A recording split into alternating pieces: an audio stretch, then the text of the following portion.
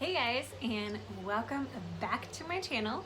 Today's video is going to be just kind of a look inside what's in my labor/hospital bag. So for those of you who are close to giving birth, the labor or hospital bag is the bag you pack to take with you that has all the necessary supplies that you may need during the labor process. So I'm going to go ahead and show you guys what I brought or what I will be bringing, as well as the suggestions from my midwives on everything that should be brought. So hope you guys enjoy it. Okay, so I'm just going to kind of go through everything that I have. The first thing I have is they wanted me to pack at least 2 to 3 towels in order to receive the baby. And for the towels, what I did is I washed them in a hypoallergenic baby-friendly detergent, and then I set them out in the house to kind of absorb what's called like our microbiome, or the bacteria that's just naturally in our house. And what that does is it helps establish your baby's gut microbiome right from the beginning. So all of these 3 towels, we'll be using them to dry off the baby and hold the baby once she is born. So we wanted it to be as close to what's going on in our house as possible. So 3 of those, and then this right here is what's called a rebozo. Now if you don't know what one of those are, I would highly suggest you research it. We were able to win that one with the evidence-based childbirth class that we took, but it's an excellent tool to have available to you during labor. It gives you something to hang on to if you want to stand up to during a contraction, or you can even put it around your stomach and have your partner hold it to kind of take some of the weight off of you and kind of ease some of those pains during the contraction. So we have a rebozo. I then have 2 things of Pedialyte, because when you're at the birthing center, you're allowed to eat and drink freely, and our birthing instructor suggested that you try and drink at least every 30 minutes to stay hydrated.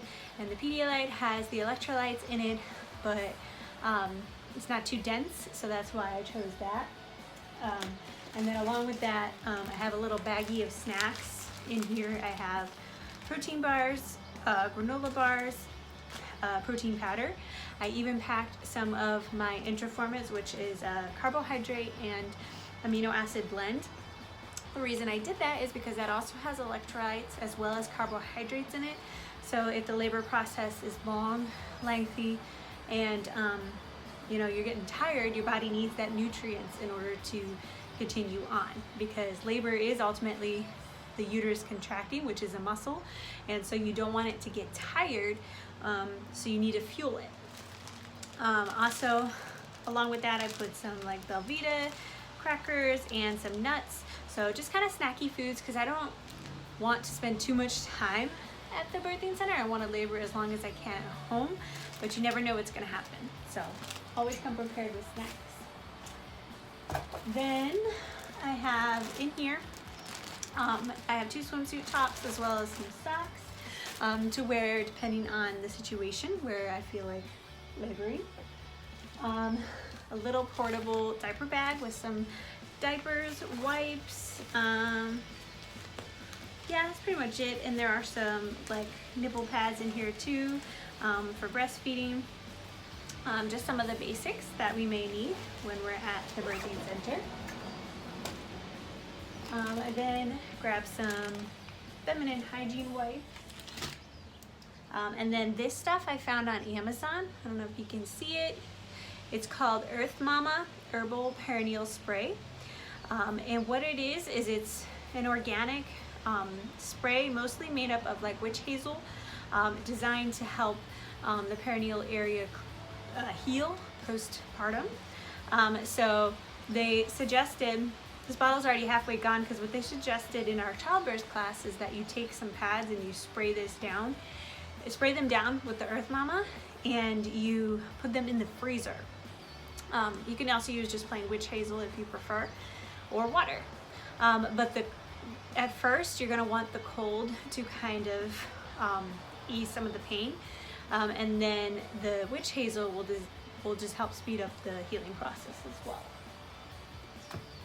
Then besides that, I got some wet ones because you never know. We got some pads, some Depends. And then here I have the baby's clothes. I have a onesie for her, a little hat, some pants. Nothing too heavy because one, we're probably going to swaddle her, and two, it's going to be June in Southern California, so don't need too much clothes.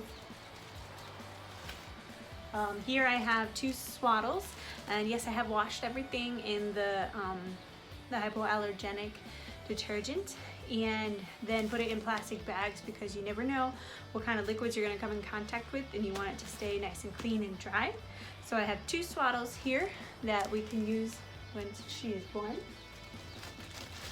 And then here I also bought a robe that's like a really thin material, like a kimono, because you know you're going to be up and moving around and laboring for quite a long time.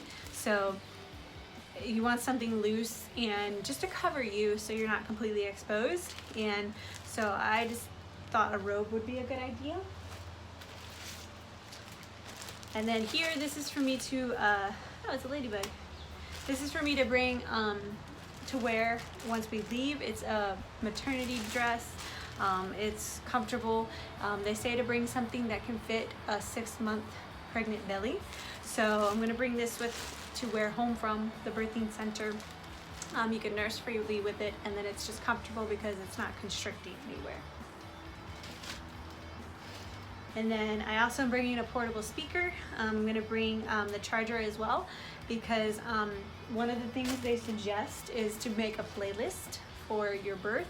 A combination of, you know, some calming music along with, if you want, pump it up music, something that's going to take your mind off the pain and help you focus on the birth. So I'm gonna bring my own speaker. It's Bluetooth, make sure that it connects to my phone, it's fully charged. That way I won't have to worry about it when I get there. Because that's actually the first thing they suggest here on the list from the midwives, to put in your labor bag. They also suggest if you, there's a class that some people take before giving birth called hypnobirthing. If you took that class, they suggest bringing your headphones. It kind of like blocks out the rest of the world and you're just in your own little mind right there. So make sure you bring those. And then any labor support aids you may want. So if you, some of the techniques for evidence-based birth were like massage and stuff like that. So any lotions, oils, tennis balls, heat pads, anything that you think would help you during the labor process, you're gonna wanna bring that. And they also suggest essential oils. Our birthing center does have the essential oils already, so we're not gonna have to worry about that. And then for clothes for mom, they say to bring a couple changes of clothes for laboring in, comfort and things for if you're hot or cold. Now I know if you give birth in the hospital, you have to wear a hospital gown, but ultimately you just wanna be comfortable. You need a going home outfit, something loose and comfy that would accommodate a 6-month pregnant belly. A tank top to wear while sitting in bed after birth, so I just have to pack that yet. Easiest for nursing and not long enough to get bloody. A sarong or bathrobe, so that's the robe. A couple pairs of socks, slippers or flip-flops.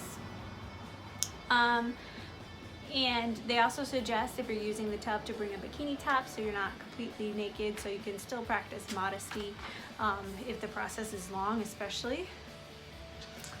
And then clothes for dad, they suggest dad bring a change of clothes like an extra shirt or a light jacket. And then if he plans on getting in the tub, swim trunks. And then clothes for baby, season appropriate, so since it's summer, nothing too hot. Light cap, light socks, things like that. 2 receiving blankets plus any warmer blankets for cooler months. You want a good supply of drinks. If you like coconut water, bring that. Bottled water, sports drinks, things like that, just to make sure you stay hydrated. You want snacks and food for labor after the birth. So if you don't bring like a meal with you, it might be a good idea to think about what you want to eat afterwards and either have it delivered or ready to go when you get home. Comfort items, so contact lenses, glasses, hair clips, lip balm, any toiletries you want in case you're there for a while. And then also camera and video supplies. So we plan on not filming obviously everything, but we plan on bringing the GoPro with us, which is waterproof. So filming part of the process, just so you know, we have not only have that memory, but it just serves as kind of an example for you guys of what an out of hospital birth looks like and what to expect. And then cell phone charger. You you must have a properly installed infant car seat, otherwise they will not let you take your baby home. You also want some pillows in your car for when you're driving to the birth center, so that you are comfortable as possible. Copy of your driver's license and insurance card in case of transport. And then they say any homeopathic remedies for postpartum pain, swelling, and bruising. Advised, not required. So that's kind of what you want to bring with you. That's just a list of everything that you should think about before you go. And then once you get home, they say that you should have these things ready. A small packet of pens, 2 dozen unscented maxi pads, Q-tips for umbilical cord care, newborn sized diapers, obviously, thermometer, digital or forehead scanner, and then breast cream. So everyone I've talked to has recommended the Lancinoa breast cream. It's kind of the name brand breast cream out there. One of my friends did actually give me a breastfeeding kit that has that in it, and then I also got an extra tube. So they say use it as much as you need to, because it is a lifesaver. So that's kind of pretty much everything that I'll be bringing with me. I still got to pack like a tank top and a couple other things, but it's good to have that ready, they say, at 36, 37 weeks, because at this point she could come anytime. So it's good to be prepared ahead of time, ready to go. Also next week we do have our 3rd trimester class at the birthing center, which is it's not really a class, it's more of they go over labor, what to expect, what to bring, and then it's kind of like an orientation. So we're not going to be the only ones there going through it. So I'm going to try and film some of it, but I can't film all of it because obviously there's going to be other people there. But my goal for you guys is I'm going to ask the midwives if they mind if I interview them and give a tour of the birthing center, so that you guys can see what exactly the birthing center is, that it's not completely this hippy-dippy thing. It's a really awesome place, and what a midwife is, what they do, what that entails, those type of things. So stay tuned for that. I'm going to talk to them and see what they say. But hope you guys enjoyed this video. If you have any questions at all, feel free to reach out, or if there's some other things that you guys want to see on my channel. We've only got a few weeks left. Of course, I do plan on continuing this channel postpartum to document that journey as well. So I hope you subscribe and tell a friend and have them subscribe as well. But I hope you guys have a great day.